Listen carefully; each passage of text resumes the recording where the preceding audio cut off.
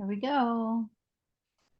I I wanted to just acknowledge the power and gravity of the evening and the moon. It is the full moon in Gemini, and I feel like there's a lot at play right now. I copied down some of the positive aspects of Gemini because I wasn't familiar with them, and I feel like because the full moon is in Gemini tonight, we are all being affected on some level by this. So I pulled up the positive aspects of Gemini, and I just want to share those briefly. Um, Gemini is widely recognized for their adaptability, which is only possible by having a keen sense of observation.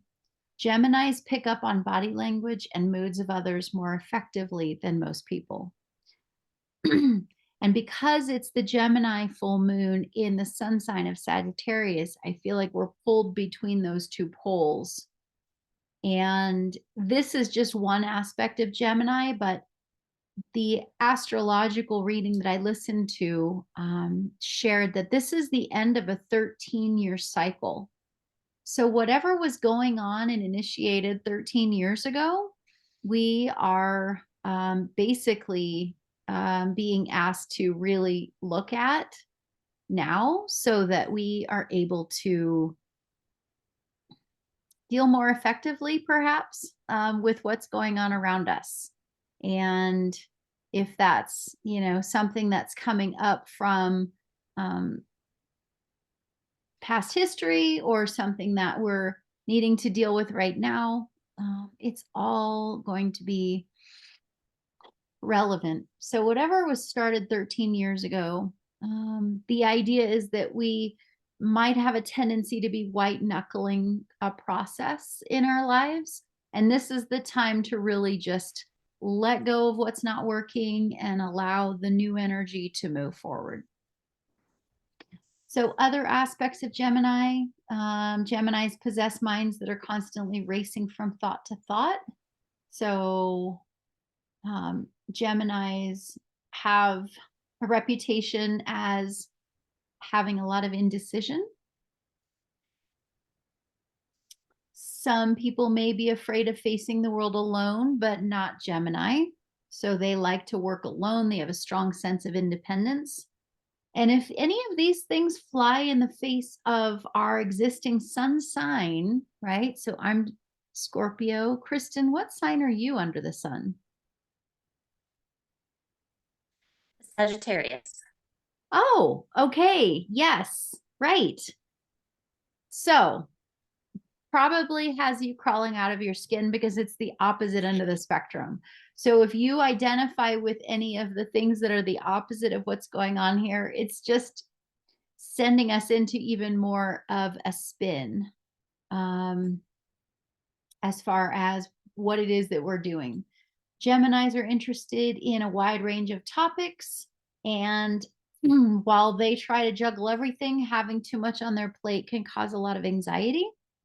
And I pull up Gemini because of this moon sign that's going on for this full moon. And Gemini is possessing a dual nature. The twins mean that this can be both serious and silly, confident and awkward, loud and quiet, cold and warm. And so, as a dual nature, as twins, we can really be out of our comfort zone sometimes and feeling like Gemini is embracing both ends of the spectrum on any of these things. Geminis will always be known for their strong communication skills, need for self expression, adaptability, and dual nature. So, the need for self expression, I'm identifying that with that a lot because of my 13-year-old and how verbal he is and how self confident he is. And we're meeting for this workshop on a Wednesday, which means Wednesday is the day of Mercury. And Mercury is all about of course, communication and moving things forward. So that's where we're at, waiting for Kristen to pop back in. Are you fixing your system, Kristen?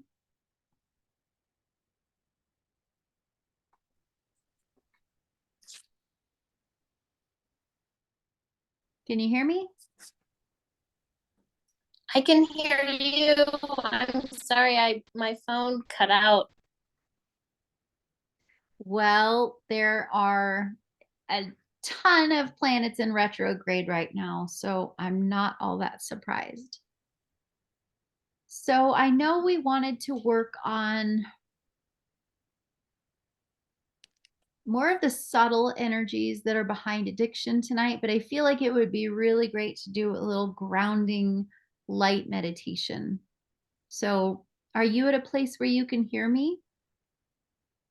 Yes, I can. Okay, excellent. So, I'm going to just go ahead and lead us in a little meditation. And if that works for you to be just still and quiet, and I'm trying to adjust my settings right now. So I apologize. Trying to make sure that we are all getting what it is we need here. Okay, so I'm going to do a little light meditation for the full moon. So go ahead and find yourself in a nice, comfortable seated position. Rock forward on your pelvis so that your back is finding a nice natural arch. Feel the silver threads that are connecting you to the cosmos, pulling the top of your head up.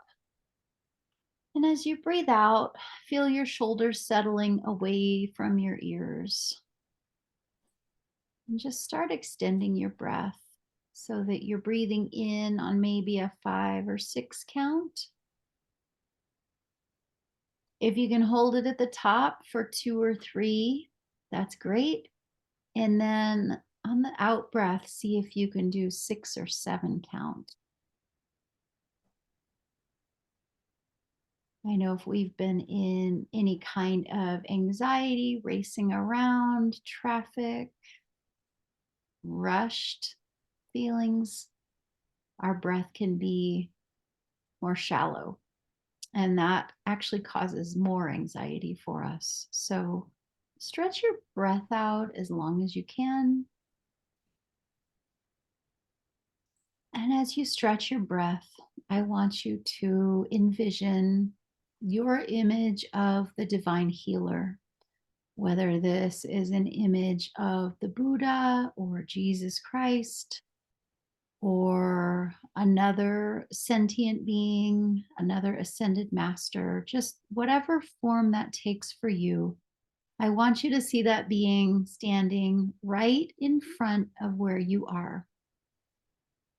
And as you breathe and your eyes are closed, go ahead and just imagine that this being has a crystal chalice in their hand. And as the crystal chalice is hovering ever closer to your body, you see them lift it up and impart it and start pouring this light filled liquid, this elixir of life, right into your crown. So the divine healer standing in front of you, over you, and pouring this elixir of light. This is filled with divine and cosmic love. This is the elixir that can be found in all of the masters, in all of the teachings throughout cultural history around the world.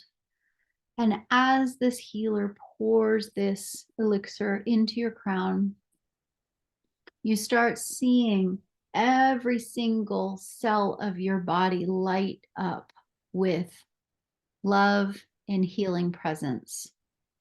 And as you see yourself lighting up with love and healing presence, you are able to see every cell in your brain lighting up with divine love.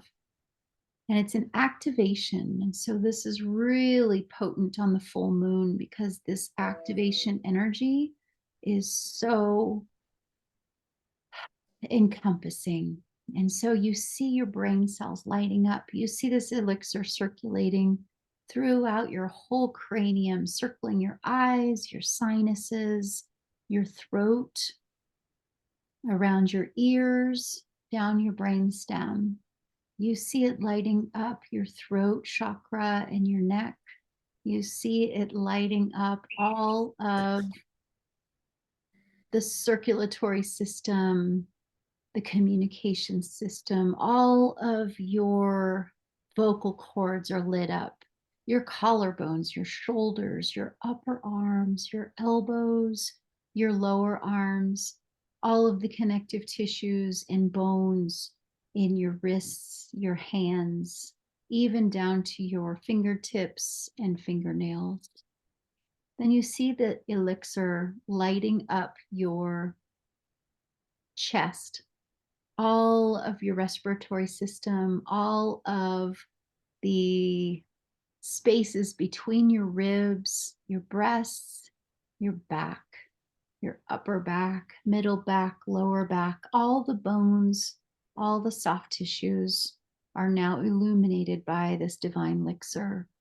And it encircles your upper gastrointestinal tract, your stomach, all of the muscles around your torso, into your elimination organs. So from your stomach to your colon, to your kidneys, your liver, your reproductive organs. See this light circulating around in your pelvis, your hips, your upper buttocks, your lower buttocks, all your hip flexors, your entire womb space, all of your ovaries, your uterus, your vagina, your penis, your testicles, whatever it is that you are equipped with, it is now filled with divine light. All the way down your spine to your tailbone, all the way down your hips into your leg bones and muscles, your thighs, your inner legs, inner thighs, outer thighs, knees, lower legs, ankles, feet. See this divine light glowing and reaching all the way down into your ankle bones, your foot bones, your toes, your toenails. Everything is filled with divine light. And as you see this sheath of light within and without, you're filled with divine peace. And as you take a breath, you enliven this light. You enliven this truth through your throat chakra. You enliven this presence by sinking down into Mama Gaia. And when you're ready, we will begin.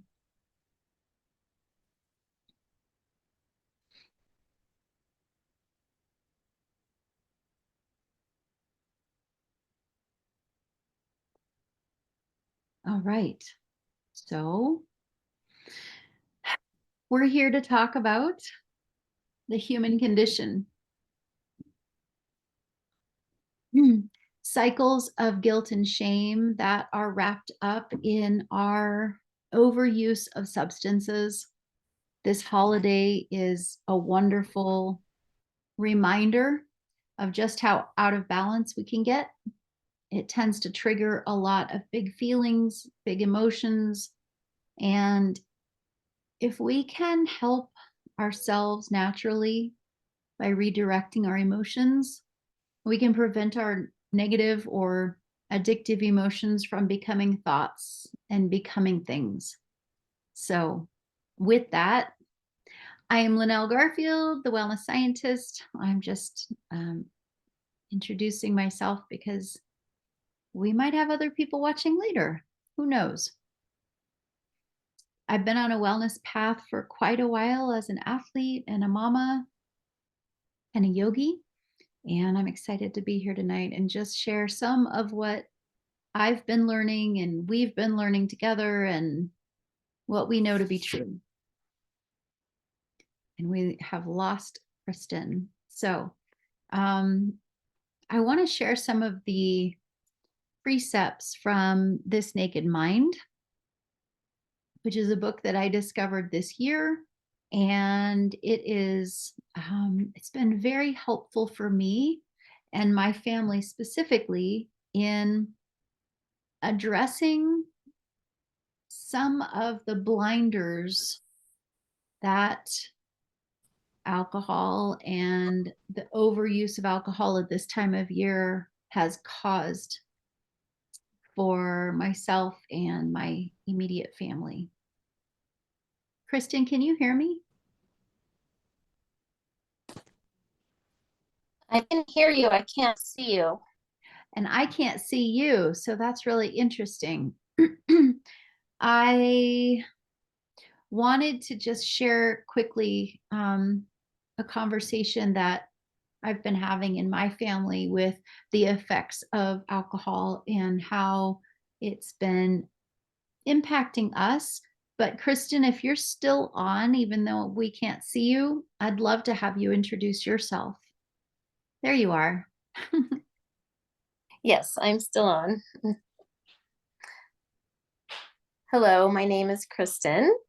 I am happy to be here. I am a counselor by trade and a moon follower and enjoying the wellness that I've learned from Linnell. And I am on a personal health journey, and I'm excited to be here to share that with you and to learn from others. Awesome. Thanks so much for being here. Thank you. So I feel like the use of the word addiction or alcoholism or addict, these are all very charged terms. And I have a family history of genetics that include being bipolar and alcoholism. I personally have found functional medicine as a way to deal with my familial bipolar gene. And a lot of what it is that causes depression can be treated with supplementation instead of medication. And so that's one of the things that I have lived through is my father being diagnosed as bipolar by the VA, very conservative set of doctors in Western medicine. And my rather hippie alternative naturopath helped me to understand that most of the people who are medicated for depression and anxiety, she said 85% of people who are currently medicated could be managing these tendencies, these outbursts, this behavior, this presence with supplementation. So that's kind of part of what I've come through. Um, I also have a long line of alcoholism in my family, and I do struggle with tendencies towards overuse of substances.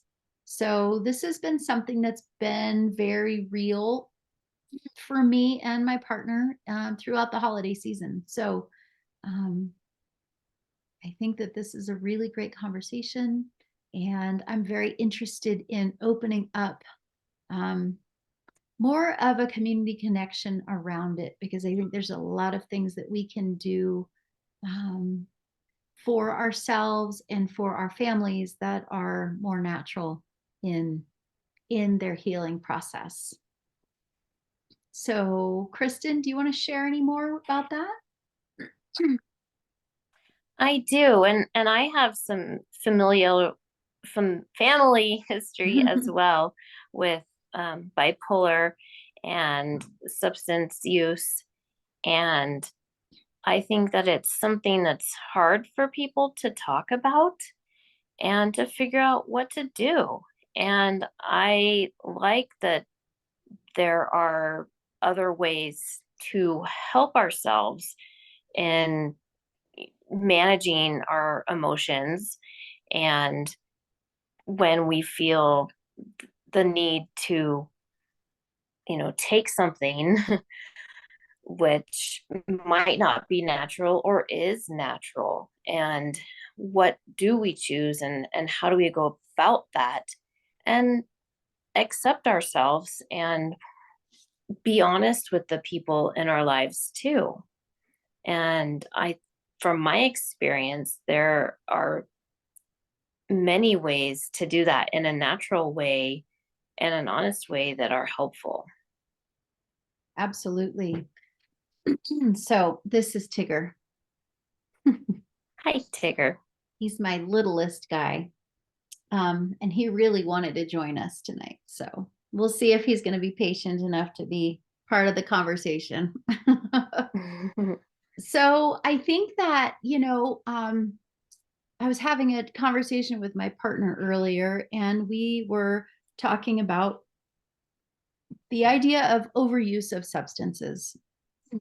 And it can be sex, it can be drugs, it can be rock and roll, it can be alcohol, it can be food, right? I think that this season in particular brings up such big feelings around the gatherings and the stress. And it if we go back to the origins of winter and celebrating the return of light, it was about celebrating. It was about being outside and being in nature and burning fires and really thinking about and celebrating what light is in our lives. And I feel like we have, evolved away from that natural connection. And so we end up feeling a lot of stress and anxiety around it. And one of the things that I just wanted to touch on, that it seems that alcohol has in particular, as a substance in our lives, is the connection between alcohol and socialization, right? So if we're going out and being social, alcohol is everywhere. And it is a stigma that people are associating going out and being social, seeing friends, having a fun time with drinking. And so I read a book called This Naked Mind. And one of the things that this naked mind brings out um, is it, is drinking a habit? Is drinking alcohol a habit? Drinking coffee is a habit, for sure. Um, and alcohol goes from just being something that is light and fun to do in its tendency to make us crave it, right? I don't know that I crave coffee and the flavor of it. I crave the end point. I crave the energy that coffee gives me. With alcohol, it seems that the craving is about the flavor. What do you think about that, Kristen?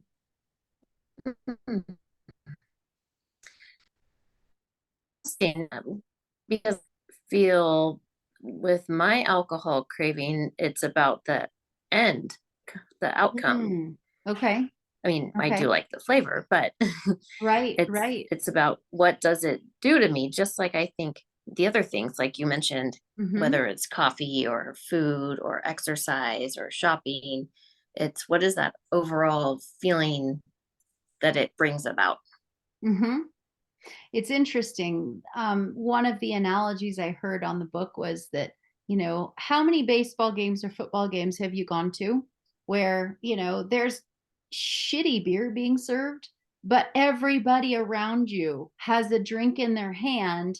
They're sloshing it all over everything and drinking to excess, right? And that's just the culture that Mhm. we seem to find ourselves in. How many times have you gone home from a game and said, wow, that was the best beer I've ever had? Or wow, the plays were amazing. It's like it's got nothing to do with that, right? So it's really this insidious Right. sort of thing. And um what I really appreciated about the book was it separates out the drinker from the drink, right? So it's about the action that alcohol has on us physically, emotionally, and mentally. And so there's just these things that are underlying that keep pulling us back into the loop. Um, that's different than overeating or being, into sugar or games, right? Gaming. So I just felt like I wanted to kind of pull us together tonight because, when we're thinking about imbibing, are we drinking for the taste? Are we drinking for the numbing? Are we drinking for how we feel before we start and wanting to change that, wanting to create a new reality? Um, so there was a study done, and I think I want to share this real quick, and then I want to get your feedback, Kristen, just on your experience. There was a study done on rats, and this was rats. Doesn't seem like it will correlate very well with humans, but their behavior, their urges, their cravings, all are very similar to human beings in how they play out. So even though rat is a very different mammal than a human, the overarching behavior structure and community structure are very similar. When the in this experiment, when the rat was able to have other rats in their company, they chose the company of other rats over alcohol or over drugs. And I think it was heroin. I'm not sure. But the rat always tended towards being in the company of other rats, right? So that it lends a lot of credence to our human nature of being a tribal animal, a herd animal, if you will. Once the rat was isolated from other rats, it tended towards alcohol. And once it had one hit of alcohol, even if it had access to other rats, it stopped going to the other rats and it just went back to the alcohol. And this is such a poignant time right now because the last 3 years have been really hard on everybody I know. I mean, there are no exceptions to those of us that have been affected by the pandemic and the isolation, all of the social aspects. Um, but the fact that alcohol actually changes our wiring and creates isolation, when we know that isolation is linked with depression and anxiety, it becomes insidious and it changes the way our brains work. So I just wanted to drop that in there because I feel like there are other substances that we spend time ruminating and overusing, but perhaps they're less damaging to us socially and internally. Does that resonate at all for you? It does, definitely with the isolation, and I've found that in my own use of alcohol and isolating to avoid certain feelings. And as we, titled this workshop with the shame and the guilt, that's part of it. And I see that with other people who are overusing different things, that the isolation comes about because then some of us don't know what to do at that point, and being alone seems like the answer. But then, as you mentioned, it leads to certain feelings of depression and anxiety.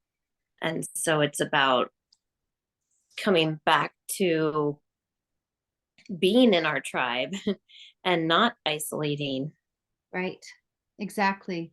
I feel like, some people call alcohol liquid courage. I think that, if we think about what we do while we're on alcohol, it might not be. the end all be all that we would have liked to have thought that it was. Alcohol is a poison. Ethanol is a poison. And, you know, there are studies that have just been released by doctors that work with ultra marathoners, so really the highest level athletes there are, that show that even one drink of alcohol is a stressor on the nervous system. So even if we're drinking it to treat anxiety, one drink can actually magnify that anxiety to the point that the nervous system it's like a runaway train. So it is definitely causing more problems than it's solving for us. I feel like the the fallacy is that alcohol helps with stress and anxiety. And I want to just counter that and say, if it is indeed a stressor, then it's not really helping our stress and anxiety, but we like the taste of it. We like the idea that we're going to numb ourselves out. And it has been said to create a vanilla colored world for us where we are in a rut that we can't get ourselves out of. So maybe this is a good time to talk about natural solutions for stress and anxiety. One of my favorite is exercise. And Absolutely. it's about putting that into our regular routine. And I have, since becoming friends with you, I've found other natural ways with some of the oils that I've used. And those can really help without using medication and Mhm. fitting it into my diet too. Well, oils are a lot less caloric for sure. So what are your favorite oils for stress and anxiety? Lavender is definitely my top favorite.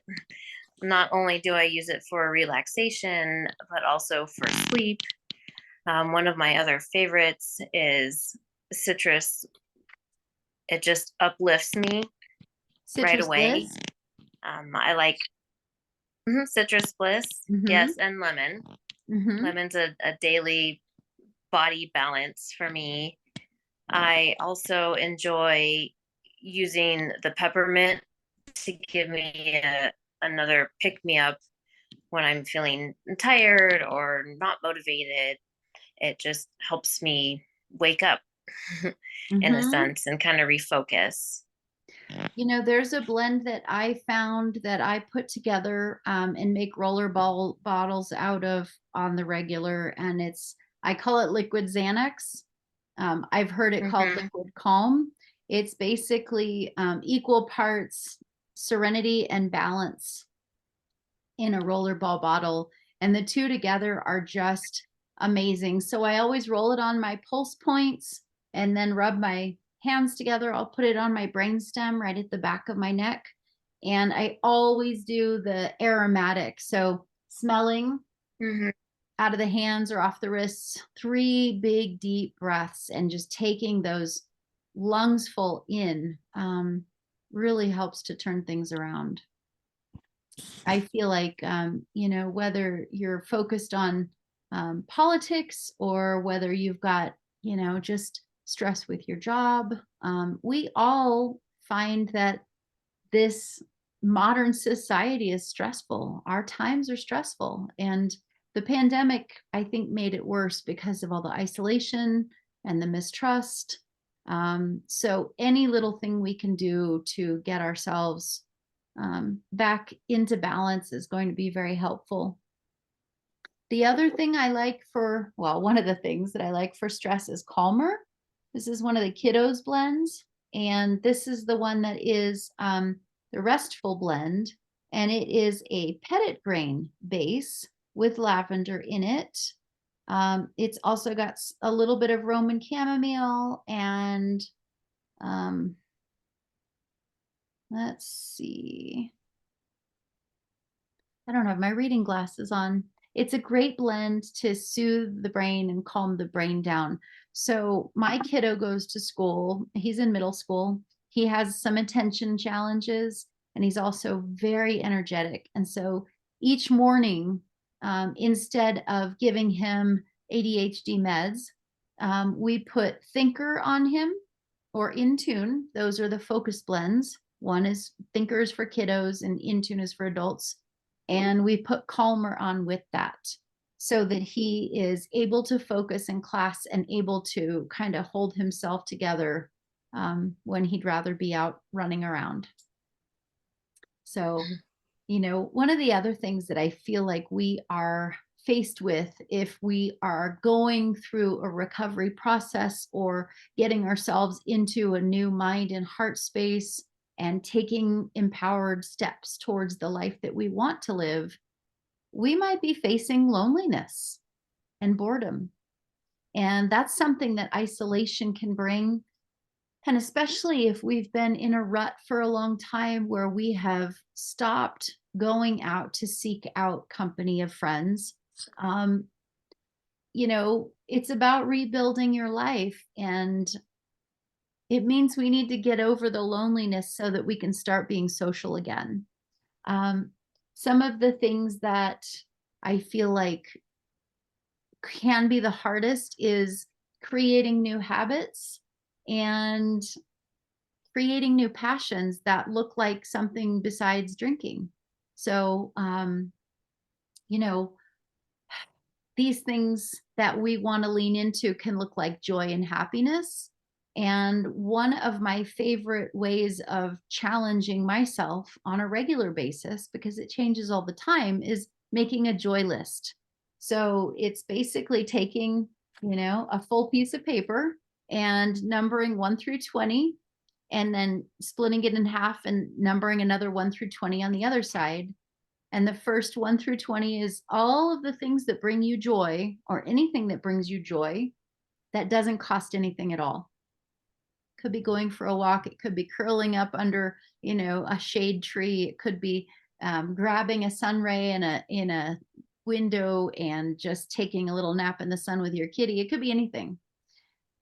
The other side of the page then is things that bring you joy that do cost something because you're worth it, right? So it could be a really delicious cappuccino in your favorite cafe or going out to dinner, having a massage.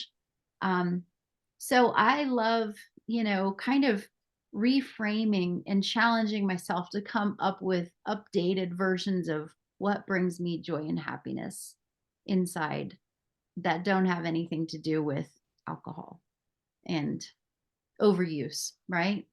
So, um, what do you think about that? And do you have any tricks that you like to use to remind yourself? I love when I did that exercise, and I was pleasantly surprised that my list that didn't cost any money was longer than my list that did cost money.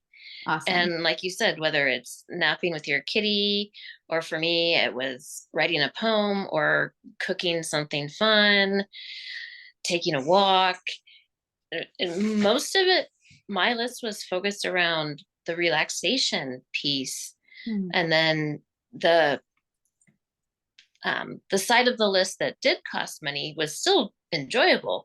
And that for me was shopping or going to shows or movies or traveling. I'm just really glad that I was able to find things, multiple things in my life that do bring me joy. Hmm. Well, it's interesting because, one of the conversations we're having in my house right now is okay, alcohol is very sensuous, right? It gives us that feeling of leaning into something that's got some real gravity to it. And finding sensuous input without going to alcohol, um, we can be really creative with that, right? So the cooking aspect of it, taking an Epsom salt bath and having your really Mm-hmm. amazing oils in there and maybe even rose petals with it, right? I feel like there's that variability of sensation that humans really need. Um, and especially, you know, in these times, we need comfort too. And that is, we're here in these human bodies to have this human experience. And that is the full range of emotions and the full range of experiences. And one of the things that I've tapped into lately is the social variability, my need for social variability. And if I'm not going to go out and go to a bar or go out and have a glass of wine, it's like, okay, what does that look like? And I've started frequenting my favorite cafes more and just going and grabbing a cup of coffee or a cup of tea and just sinking in there and seeing different people and having a different experience. So I feel like there's so many different ways we can kind of satisfy those urges. So, Definitely. yeah. So, you know, the idea of addiction or overuse is, we have that high or we have that buzz or whatever it is. And then sometimes it can turn us into someone that we're not, right? So when that buzz is over or when we've, come down off of it, sobered up, slept for a while, there's those feelings of guilt and shame that are absolutely present with the aftermath, whether we've said and done things we didn't want to do, or if we've gotten ourselves into a negative spiral. It really is counter to our progress as human evolution to be feeling the way those emotions feel. And so, in leaning into our higher selves, I just wanted to have the conversation about how do we undo shame and guilt? How do we steer those into a healthier direction? And I feel like that's all about empowering ourselves, perhaps forgiving ourselves, right? Showing up and having that real dark night of the soul that looks like maybe it gets dumped into a journal. Maybe we work it out with our girlfriends or a therapist. But we can definitely learn to lean on aromatherapy for these things also. I agree. I've used most of those techniques, and it's kind of like a menu. You pick what works for you, and I've found what works for me is definitely talking with others. Writing is a big one for me, and aromatherapy, and using that with the certain moods I'm feeling at the time. And Mm-hmm. that can help me respond to myself about the shame and the guilt or the sadness or the isolation. Mm-hmm. And then I think a big piece of it is coming to acceptance and understanding. Right. This is what's going on in my life, and I understand why, and here's what I've been doing, and here's what I want to do. Exactly. There was a woman who presented, and I got to see her speak a few years ago. She was a psychologist that was managing a pediatric oncology unit at one of the major hospitals. I think she was from Vanderbilt University. She was trying to keep it on the DL, so I didn't get the name of her hospital, but the idea that she was in charge of all these specialists that deal with children with cancer, I can't think of it a heavier profession to be Mm-hmm. immersed in every day. And she decided, because of her love for aromatherapy, that she was going to test out the emotional blends in her ward. And so she set up at all the nurses' stations diffusers, and she ran a 2-week period for each of the emotional blends. So 2 weeks for motivate, 2 weeks for passion, 2 weeks for console, 2 weeks for forgive, 2 weeks for cheer, 2 weeks for peace.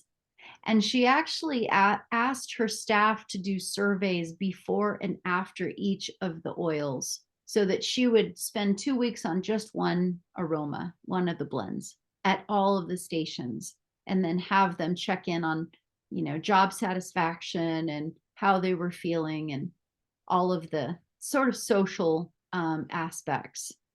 And the one oil that seemed to do the most positive change for the most people was forgive.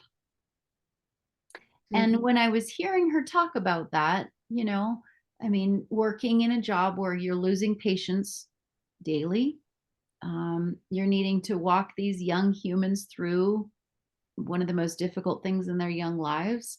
Um, and it really got me thinking about the human condition and how we're all in this soup together, but we're all carrying these things on our backs like a bag of rocks, that we're carrying around with us, and we're stooped over and we're working too hard. And it's an interesting thing to think about forgiveness and what forgiveness can provide for our lives and let us move on and put that bag of rocks down.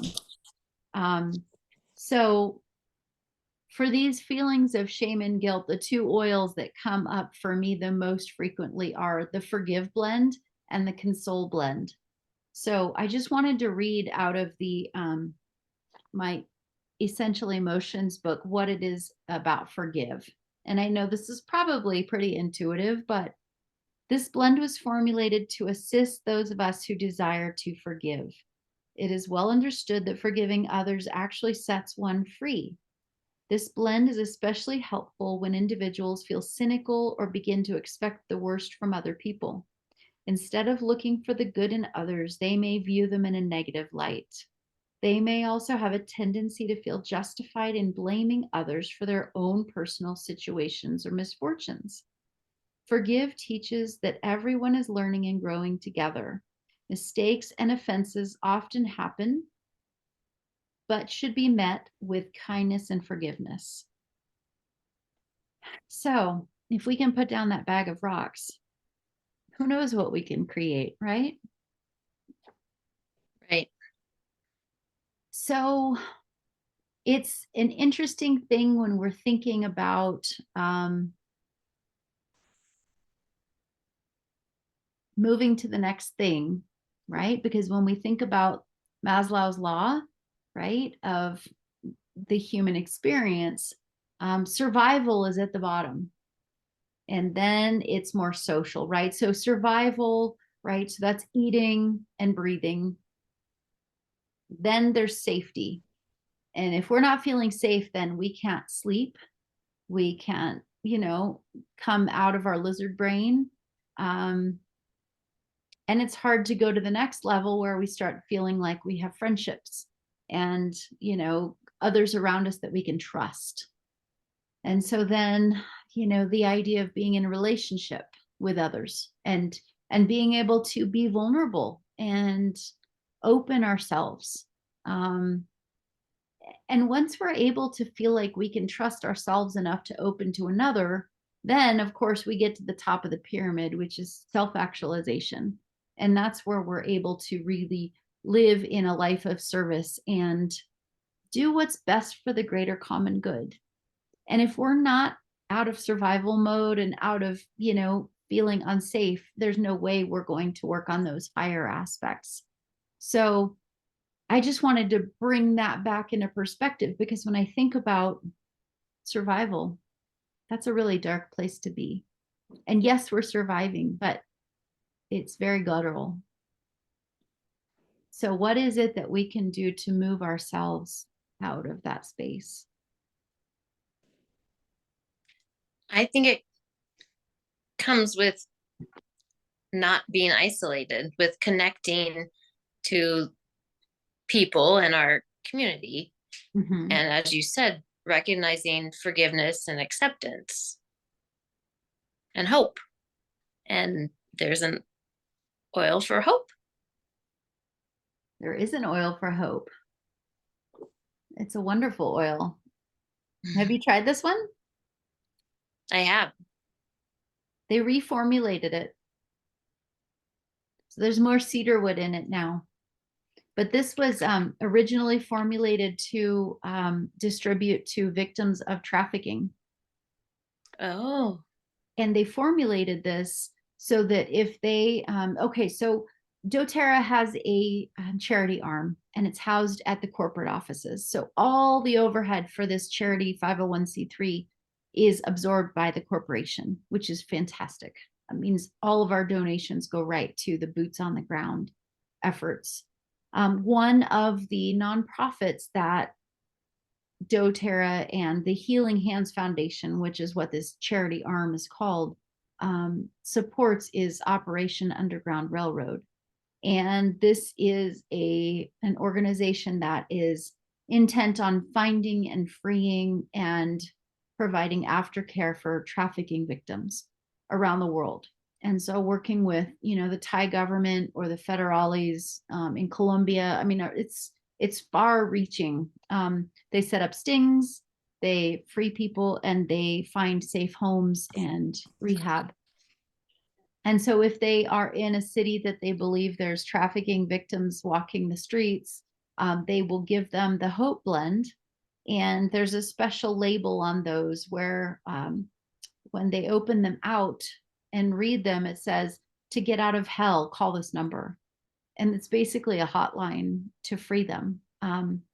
But the Hope Blend was put together to generate all of the feelings that someone who has been oppressed for so long and victimized for so long needs to be feeling in order to break out and break free and be empowered and begin again. So this remains one of my favorites for sure.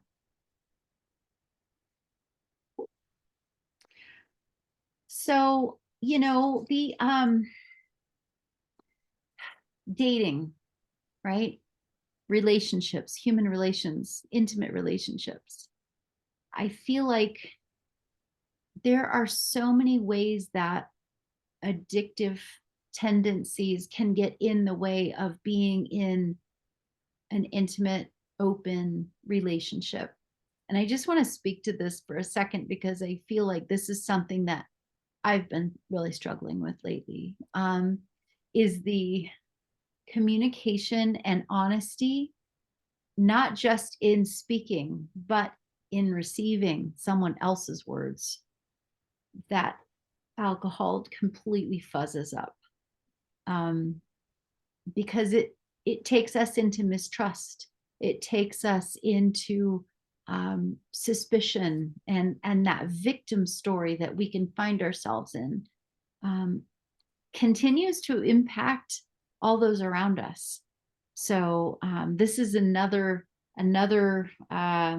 way to break out of the codependency, is really, seeking those honest conversations and finding the common ground, because no matter how much strife there is, we always have more in common than we have in opposition to each other. So one word that comes up for me around this is codependency. And I think for any child who was raised by alcoholics or codependents, we tend to take these tendencies on and start living through them instead of speaking to them.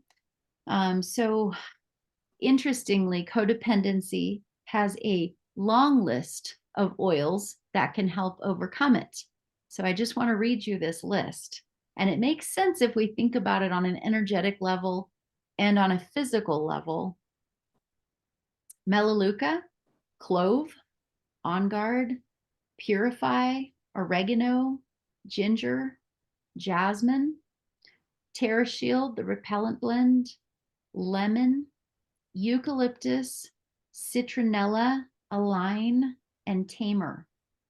And so a lot of these are oils that help our bodies be resilient against invaders, viruses, bacteria, but it's also an emotional aspect as well. And that's why I love this book, because it's so much about, okay, what are we taking on And what is it that we want to choose instead of those energies?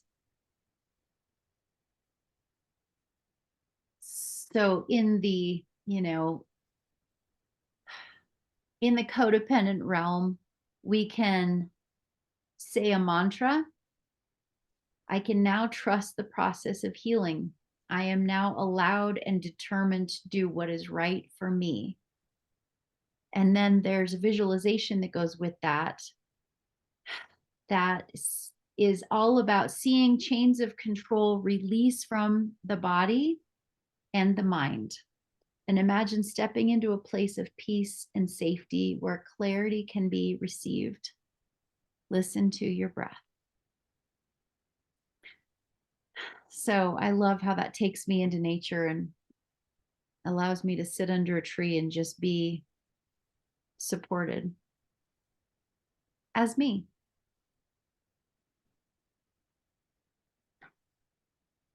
So I'm curious about insomnia.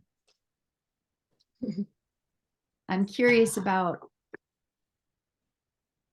if anyone besides me has trouble with insomnia when they're drinking.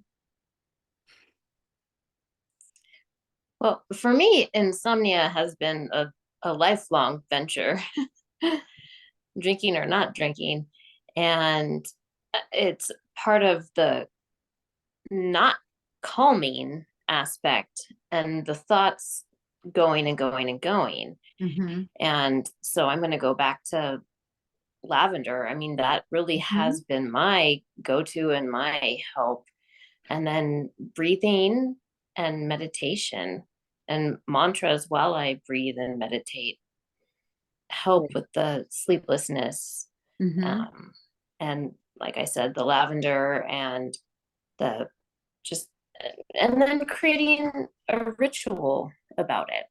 I like to go to bed and put on my diffuser and pick, I have one that has different lights and pick the light I feel for that night and uh, lay down and just kind of think about sleeping. That's where I go, sleeping and breathing. I stick to the basics, and that's what helps me with insomnia. I love it. So I want to just read through these oils that we have for effective sleep. Lavender, I consider to be baby bear. We all are biological systems, right? And we all have different levels of stress in our bodies, different levels of enzymes in our bodies, and we all process things like oils differently. So some people, like you, do great with lavender or petit grain, right? That's kind of the more masculine version of lavender. Some need to go up to the mama bear level, which is could be considered either cedar wood or serenity, the restful blend. And then some need to go all the way to papa bear, which is vetiver. And vetiver is one of our most potent oils. It is like honey in its consistency. It's really super thick, but it is the king for sleep. So um, we also have the idea that sometimes people would prefer to take a pill instead of putting oils on their bodies and getting them into their noses. And so there's Serenity soft gels for this. And they also have copaiba in soft gels. And copaiba is one we haven't really mentioned tonight, but it is the oil that functions the most similar to CBD. Um, CBD as a cannabis product is not standardized and it violates the policies that doTERRA has created for co-impact sourcing. So we doTERRA will never cover, it will never carry CBD because it just flies in the face of what we know about standardization. But copaiba so works on the endocannabinoid system of the brain, just like CBD does. And so it works on the receptors for pain and nervous system. It doesn't work on the buzzy receptor that makes us feel high. And so It's great for relaxing the nervous system. It also boosts the immune system.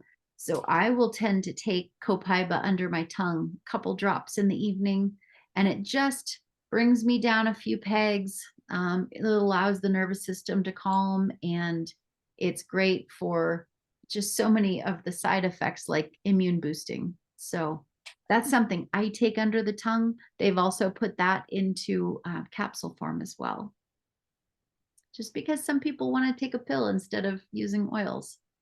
So,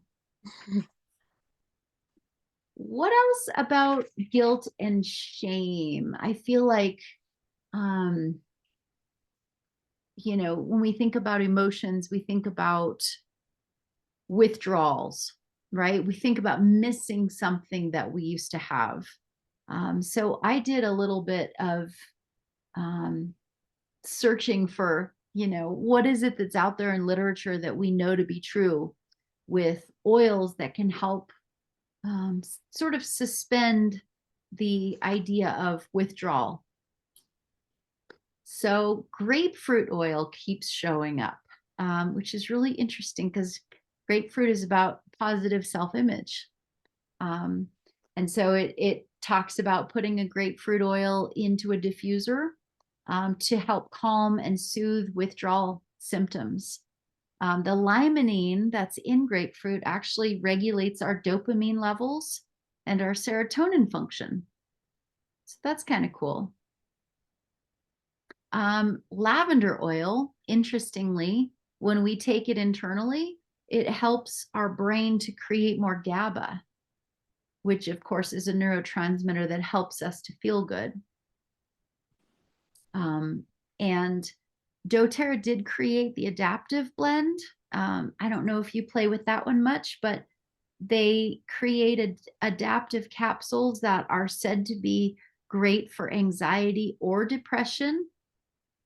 And that actually has GABA in it, in those capsules. So for those of us that don't make enough of that to keep us feeling good on a day to day, we can find a source of it there that's clean. What about cravings for alcohol, like the flavors of alcohol? Have you played with any oils for that at all, Kristen? Yes, I have. And the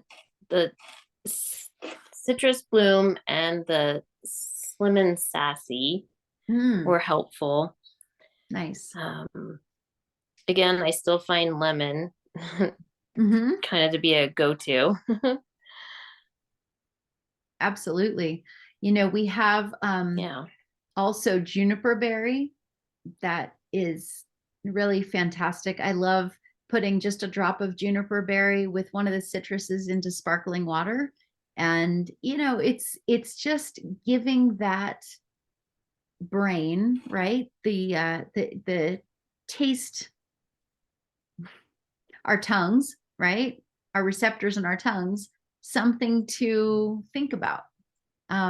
So interesting how cravings work that way. There's also rosemary that can be really helpful for curbing cravings. I use rosemary mostly in the diffuser because it's really positive for the brain. It's very similar to peppermint and how it works with waking us up and helping with our memory, but it's also really great for alcohol cravings, as it turns out, in the way it sates us.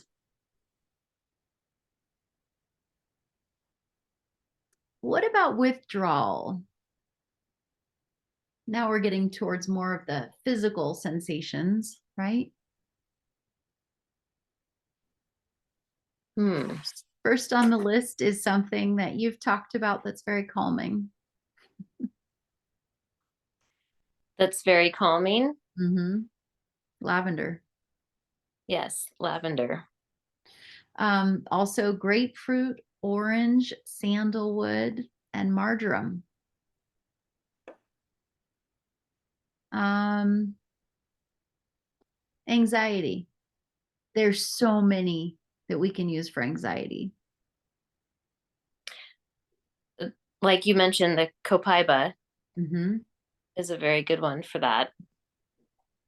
For sure. And I feel like things like orange and lemon, we don't think Hmm. about those, but they are very helpful because of the chemicals that are in these plants, right?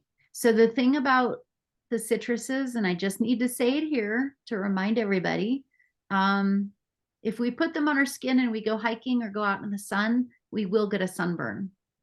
But if we put them on the underside of our skin or right under our shirt or under our hair, then there's not a problem with it. So, and that's just putting it on topically. So typically, when we want to have an emotional response or affect our mental state, we want to use them aromatically because our nose, our olfactory system, is part of our brain. I love using citruses in my drinking water. I have it in my drinking water in the metal jug all the time. And that's going to help with more of a supplementation for our diet. It's going to help clean up our bloodstream and boost our liver. Um, but using it aromatically helps us to get kind of in a different brain space. Um, the other thing about that is forgive again for anxiety. The focus blend in tune is great. The restful blend, which is calmer. Um, joyful blend. Did you get any of the elevation before they ended that and reformulated it? I didn't know. My girlfriend that's downtown has a bottle for me. I'm gonna get you some out of that bottle because it is fantastic. Oh, thank you. Yeah, I think Citrus Bliss is a lot like it, but also like the grounding blend, steady or balance, the respiratory blend, breathe. That's something that I was finding when we were using masks so much. I think we're going to go back to masks, by the way. I feel like that's not something that is gone forever. And so when we think about using masks, what can we use in our masks to help us remember to take big air volumes in? It's breathe, and it's super I do helpful like that. for anxiety. Yeah. So breathe has citrus in it. So be careful with it. If you use it on your mask and you wind up with it on your face later, just be careful in the sun. As well as neroli and blue tansy. So these are a little bit in the more esoteric realm, but neroli is actually the same plant as petitgrain, but it is the flower of it and it's heat activated. So it really does go from the woody to the floral when you heat activate it. It's pretty awesome. Well, are there any other things you can think of that might be helpful or useful or provocative?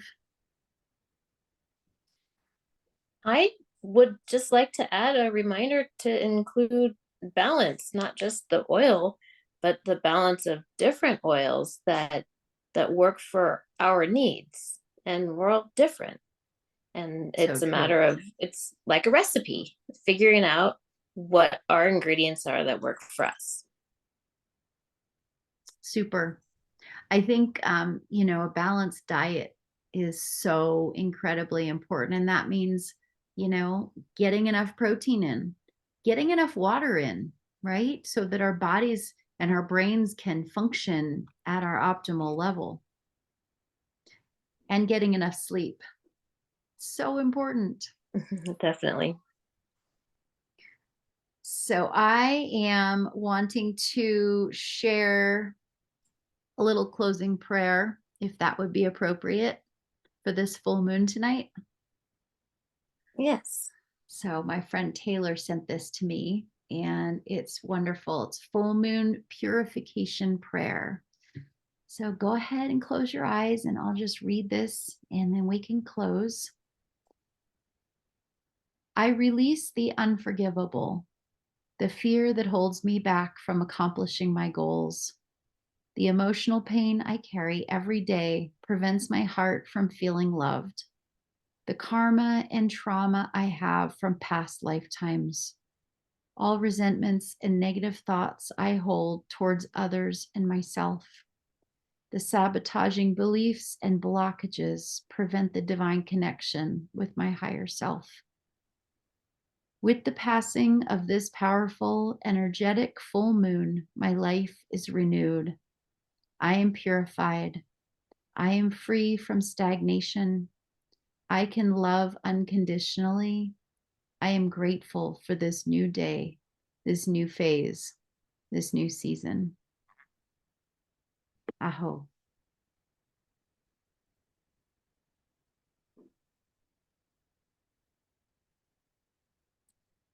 Thank you for being here.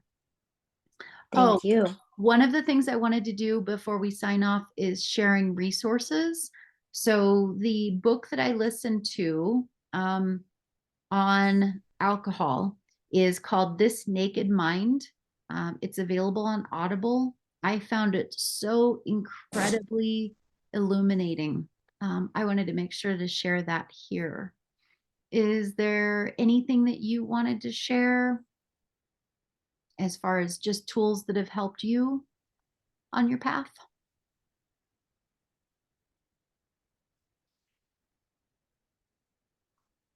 Not anything additional that I can think of.